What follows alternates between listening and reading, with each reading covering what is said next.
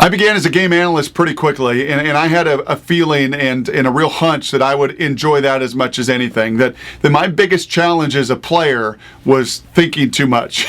My inability to turn off that switch of, man, how'd that look? How was that read? Did I do the right thing? That ability to really turn off the analytics I knew would play well in a booth. And when I got that chance to do it, it was about a year out. So I did the local radio, the pre and post game show. And then I finally got in the door to do some of the local collegiate football, and I knew that first game. I knew that very first game I did with Washington and Boise State way back when, that not only during the game it felt right, after the game, I knew I wanted to attack that in that profession with everything I had because it fit my eye, it fit some of my strengths. And I would say to you as players that you learned in the NFL, either the hard way or over time, you better know what your talent is. You better know what you do well and what you don't do well. And I really felt like when I got that chance to get in the door, man, this is what my skill set is built for.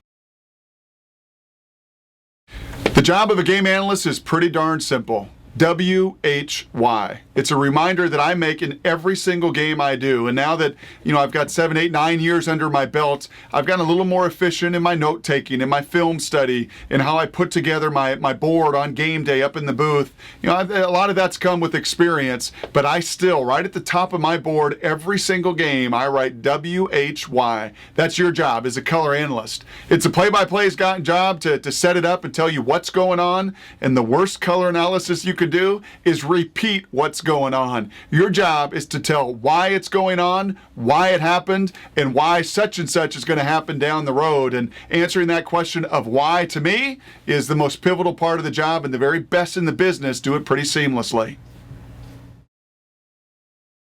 My game board is pretty intense, to be honest with you, and I'm pretty meticulous. One thing I always had academically as a note taker was I always wanted more information. I always wanted more than less, and I felt like whether it was in the classroom or whether it was in the quarterback meeting rooms, I really wanted to put my thoughts on paper. I wanted that analysis on paper. So my game board is probably bigger than anybody else's, or right near close to it as a color analyst, because I always want more, not less. I want to be able to go to my notes, and I've got it very organized. I've got my stats, I've got my notes, I've got my storylines, and then most importantly, and this is the big one, and this to me is maybe the single most important aspect of that board, is my connection with those coaches. So I leave a large section, and the majority of my game board is what those coaches have told me, what those meetings produced, that opportunity to actually get down and eye to eye with those coaches and have done enough work and gained enough trust that I can really get the inside skinny on what they want to do in that game. Again, to attack that question of why, not what. Everybody gets what. And in this information age, well, these diehard fans can get even more than you, as they're reading all the message boards and the blogs and all the storylines and all the newspaper clippings month after month after month. You come in, you get a week to get your preparation. So you better have had a pretty darn good relationship in that coaches meeting to really help you answer that question of why the game is unfolding the way it is. Yeah, one of the great challenges is when I get my game assignment, and those come now typically on Sunday morning. So rare is the day anymore that you know exactly what your schedule is going to be throughout a season. With all these different networks and everybody having a bite at the apple, it really isn't until Sunday morning that I'll get off the plane in Seattle, I'll look at my phone, and I'll get my assignment for that upcoming day. And then the work really does begin. And as I said to you earlier, with time comes not only experience, obviously, but comes efficiency. So I dig right into my notes. We'll get the game notes from the school. I'll dig right into my video. The neat thing now technologically is I can watch video. I can send clips to my producer. I'll send clips to the play-by-play, my play-by-play man, Joe Tessitore last year.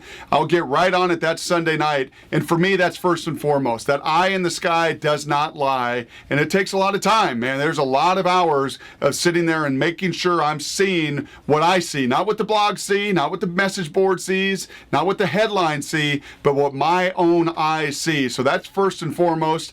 Then it's game notes. Then it's putting my board together. Then it's traveling. Then it's meeting with the coaches. Then it's filling out my board. Then it's going through my board again. Then it's watching more tape the night before as maybe the game plans change a little bit. Yeah, it never ever rests. There's probably realistically 30 to 40, 40 hours a week of just preparation before you really get in and hunker down for that game day, and then it starts all over fresh Sunday morning. So yeah, it is. It's a good routine. It's a challenging routine, and I think games more than anything else really separates the guys that want to be totally invested, want to be all into the field and be all into the industry, versus those that say, nah, I'd rather sit in the studio and be a little bit more of the entertainer. And for me, I love the games more than anything else.